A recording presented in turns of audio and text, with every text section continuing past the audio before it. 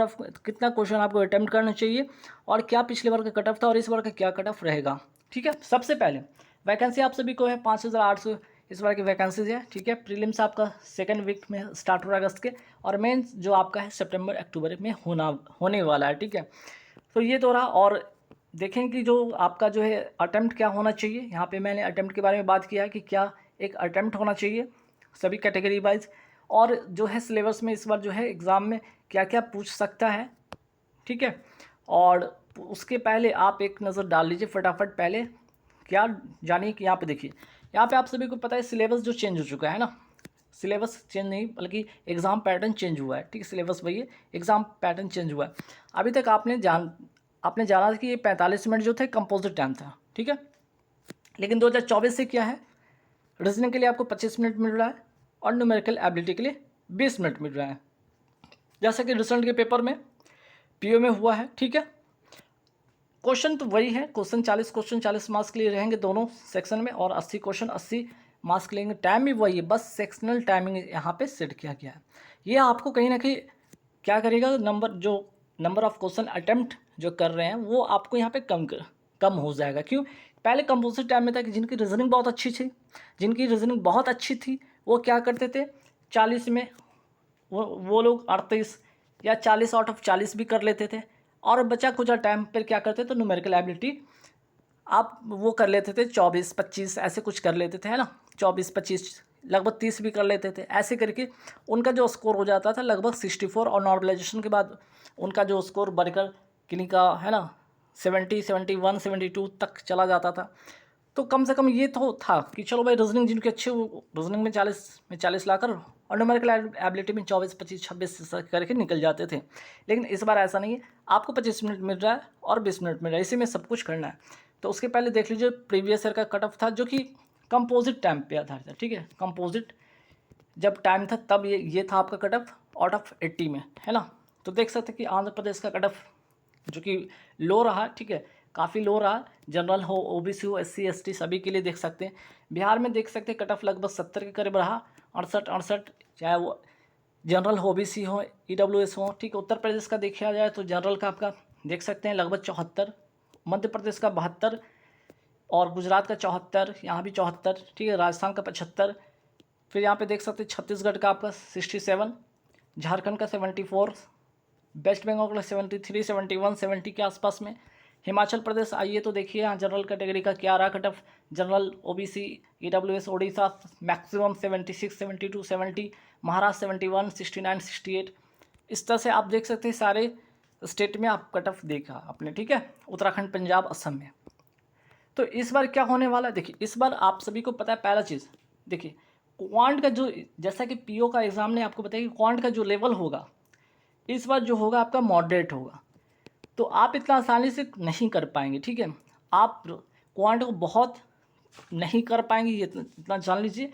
और रीजनिंग की अगर हम बात करें तो ये आपका इजी पूछा जा रहा है। ठीक है, तो ये इजी पूछा जा रहा है, तो आप यहाँ पर 35 तक आप जा सकते हैं, है ना, मैक्सिमम 35 तक जा सकते हैं। और अगर बात करें यस में आपका क्वांट में, तो आप यहाँ पे 25 से 30 के बीच तक, है ना, 25 से 30 के बीच में आप जा सकते हैं। तो देखिए अगर हम बात करें जनरल कैटेगरी से हैं, तो आप अगर रीजनिंग में 34 और क्वांट में 28 करते हैं तो 62 तक पहुंचते हैं, जो कि एक अच्छा स्कोर, एक अच्छा अटेम्प्ट माना जाएगा इस बार के अकॉर्डिंग। ठीक है, जब आपका टाइमिंग जो है क्या है आपका, इसमें आपका 25 मिनट और इसमें आपका 20 मिनट मिल रहा है। तो ठीक है, तो जनरल की अगर हम बात करें तो यहाँ पे देख सकते हैं मैंने क्या बताया कि जनरल कैटेगरी से अगर है तो आप अगर रीजनिंग में 34 और 28 कर पाते हैं, क्वांट में तो 62। तो जनरल कैटेगरी जो है आप 62 से 66 अगर आप करने में यहाँ पे कर पाए तो डेफिनेटली यहाँ से। और हाँ, यहाँ पे एक्यूरेसी भी ध्यान रखिएगा, एक्यूरेसी आपकी 100% होनी चाहिए, ये भी ध्यान रखिएगा। तो डेफिनेटली यहाँ से आपका प्रीलिम्स क्लियर होगा आफ्टर नॉर्मलाइजेशन। ठीक है, यहाँ पे ये भी ध्यान रखिएगा आफ्टर नॉर्मलाइजेशन, क्योंकि नॉर्मलाइजेशन का भी रोल यहाँ पे काफ़ी इंपॉर्टेंट बन जाता है, याद रखिएगा। अगर आप ओबीसी से हैं, तो अगर आपने 32 रीजनिंग किया, 26 आपने क्वांट किया, 58 तक जा सकते हैं। मीन्स कि ओबीसी ईडब्ल्यूएस 58 से 62 अगर आप कर रहे हैं तो आपका गुड अटेम्प्ट है। ठीक है, वही बात करें अगर हम एससी की बात करें तो एससी में अगर आपने रीजनिंग 30 किया, क्वांट 24 किया, अगर आपने 54 किया तो एससी कैटेगरी में 54 से 58 अगर आप करते इस बार के लिए 2024 के लिए तो ये आपका बेस्ट मीन्स की गुड अटेम्प्ट माना जाएगा। और एसटी अगर बात करते हैं 28 22 करते हैं रीजनिंग क्वांट में, कुल होता है 50, जो कि 50 से 54 के बीच में आप करते हैं। तो 2024 का सिनेरियो यही है कि आपका इसमें 25 मिनट मिल रहा है समय और इसमें आपका 20 मिनट मिल रहा है, जिसके कारण से आपका ये अटेम्प्ट माना जाएगा। और ये अटेम्प्ट कैसा रहेगा आपका, ये गुड अटेम्प्ट माना जाएगा, है ना। ये इस बार का गुड अटेम्प्ट है। जैसा कि पीओ का पेपर ने आपको बता दिया कि आपका रीजनिंग का पेपर तो इजी होगा, क्वांट का पेपर आपका मॉडरेट होगा, ठीक है। तो चलिए, जिनका भी सेकंड वीक में 10 तारीख से पेपर स्टार्ट है, जिनका भी पेपर है वो क्या करेंगे, कम से कम ये अप्रोच तो ज़रूर रखेंगे।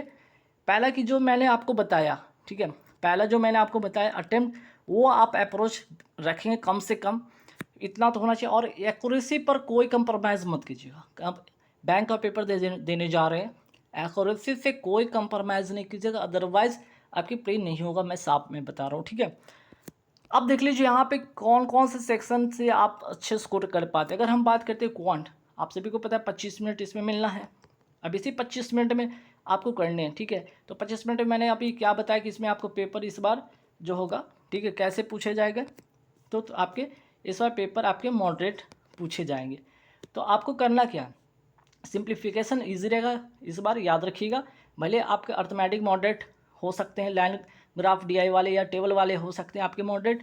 तो यहाँ से 15 मार्क्स कम से कम 100% आपको लेके आना है। मिसिंग नंबर सीरीज, ठीक है, आपने देखा होगा कि पीओ के पेपर में आपका जो है मिसिंग नंबर और रॉन्ग नंबर सीरीज दोनों पूछ लिया।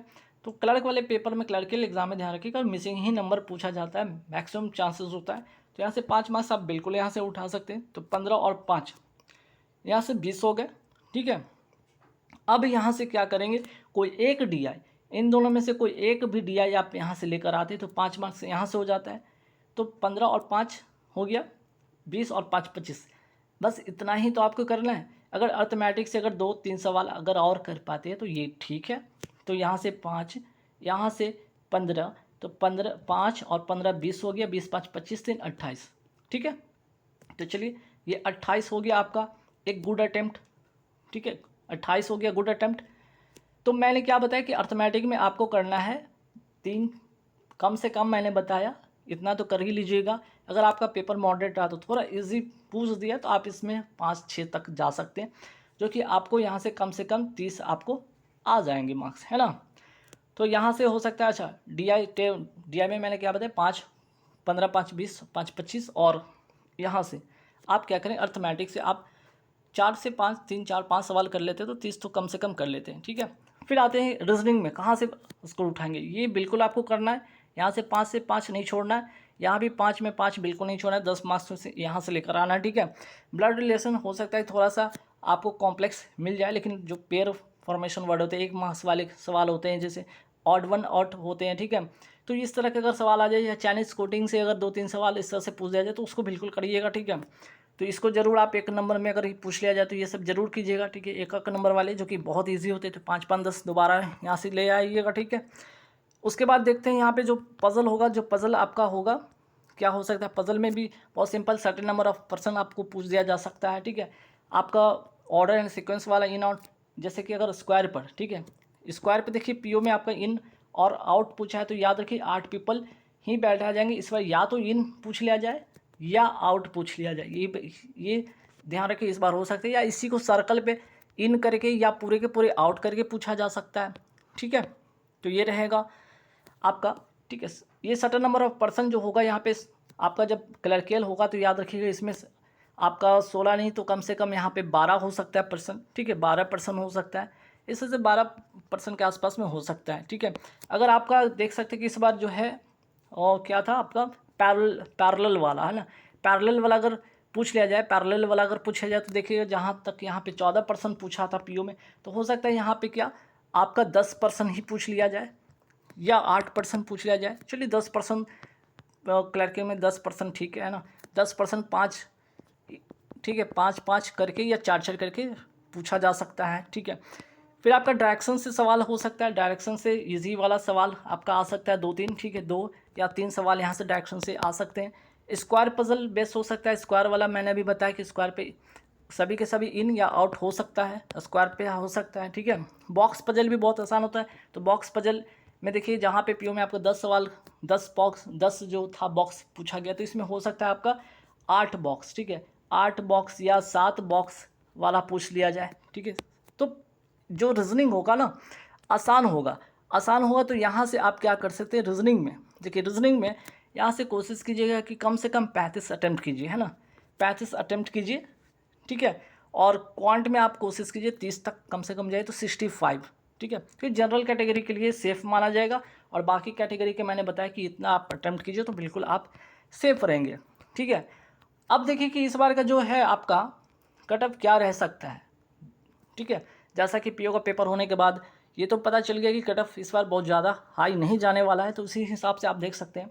बिहार की मैं बात करूँ, ठीक है, जनरल कैटेगरी से आप देख लीजिए ओबीसी ईडब्ल्यूएस SC देख लीजिए, तो जनरल से अगर बात करें 64 के आसपास में जो होगा, 64 कट ऑफ जा सकता है। उत्तर प्रदेश 68, मध्य प्रदेश 66, वेस्ट बंगाल 67, आंध्र प्रदेश 50, गुजरात 68, राजस्थान 69, झारखंड 68, छत्तीसगढ़ 66, हिमाचल प्रदेश 67, उड़ीसा 69, तमिलनाडु 60, तेलंगाना 57, ठीक है। वहीं OBC category EWS SC ST वाले देख लीजिए, ठीक है। और ये विद नॉर्मलाइजेशन होगा, ठीक है। नॉर्मलाइजेशन के बाद ही आपका जो है आपका ये जो मास्क होगा वो डिपेंड करेगा, ठीक है, नॉर्मलाइजेशन पे ही डिपेंड करेगा। तो ध्यान रखिएगा नॉर्मलाइजेशन के बाद आपका जो कट ऑफ इस प्रकार होगा, ठीक है।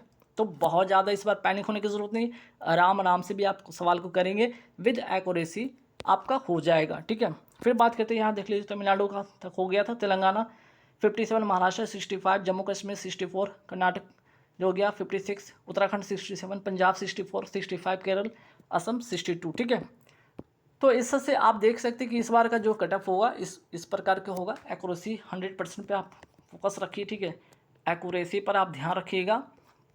और इस बार का कट ऑफ लो रहेगा पिछले बार की तुलना में, क्योंकि पिछले बार कंपोजिट टाइम था, ठीक है। उसमें जिनका मैथ पे अच्छा फोकस था वो उन्होंने मैथ में अच्छा 40 में आउट ऑफ मीन्स की 36 37 अटैम्प्ट किए, रीजनिंग में उन्होंने 30 तक किया, तो इसलिए कट ऑफ ठीक है हाई हो सकता है, लेकिन इस बार ऐसा नहीं है, ठीक है। अब इसके बाद होता है क्या है कि इसके बाद होगा आपका मेंस। अगर आप प्री क्लियर कर लेते हो तो होगा मेंस, और मेंस में भी इस बार सेक्शनल टाइमिंग होगा जो कि इस बार कट ऑफ को लो करेगा, ठीक है। और पिछली बार का कट ऑफ देख लीजिए, जो फाइनल कट ऑफ बना था, तो पिछले बार की कट ऑफ जो था इस बार जो है इससे थोड़े कम कट ऑफ रहेंगे, ठीक है। तो ये आप देख लीजिए फाइनल जो कट ऑफ था आरआरबी क्लर्क का पिछले बार का, आंध्र प्रदेश, अरुणाचल प्रदेश, असम, बिहार, छत्तीसगढ़, गुजरात, हरियाणा, हिमाचल प्रदेश, जम्मू कश्मीर, झारखंड, कर्नाटक, केरल, उसके बाद देख लीजिए मध्य प्रदेश, महाराष्ट्र, मणिपुर, मेघालय, मिजोरम, नागालैंड, उड़ीसा, ठीक है। तो ये इस तरह का रहा कट ऑफ। उसके बाद देख सकते हैं आगे देखिए, ठीक है, आगे पुडुचेरी, पंजाब, राजस्थान, तमिलनाडु, तेलंगाना, त्रिपुरा, उत्तर प्रदेश, उत्तराखंड, वेस्ट बंगाल, ठीक है। तो ये रहा आपका पिछले बार का कट ऑफ भी आपने देख लिया। तो पिछले बार का कट ऑफ जो था इससे आपका क्या होगा, लो रहेगा, ठीक है। पहला बात, पिछले बार की कट ऑफ से आपका लो रहेगा, कितना लो रहेगा वो मैं आपको जब मेंस के पेपर जब प्री क्लियर हो जाएगा, मेंस का जब एग्ज़ाम होगा उसके आसपास में मैं आपको बताऊंगा, ठीक है। चलिए आज की इस वीडियो में इतना ही रखें। जिनका भी पेपर है ध्यान रखिए, ऑल द बेस्ट। पहला चीज़ की सभी को ऑल द बेस्ट 10 तारीख को जिनका भी पेपर है। और अटेम्प्ट कोशिश कीजिएगा कम से कम तो इतना ज़रूर कीजिएगा, कम से कम इतना ज़रूर कीजिएगा अटेम्प्ट, ठीक है। ज़रूर करना है आपको अटेम्प्ट, ठीक है, कम से कम इतना तो ज़रूर करना है अटेम्प्ट, और विद 100% एक्यूरेसी के साथ। अगर आप एक्यूरेसी पे कंप्रोमाइज़ करेंगे तो प्रीलिम्स क्लियर नहीं होगा, तो कंप्रोमाइज़ नहीं करना एक्यूरेसी पर, बिल्कुल नहीं। और कम से कम मैंने जितना बताया इतना तो आप कर लीजिए, कैटेगरी वाइज मैंने आप सभी को बताया इतना करके जाना है, ठीक है। और ज़्यादा से ज़्यादा प्रैक्टिस कीजिए रीजनिंग का, ठीक है। तो चलिए all the best, thank you very much.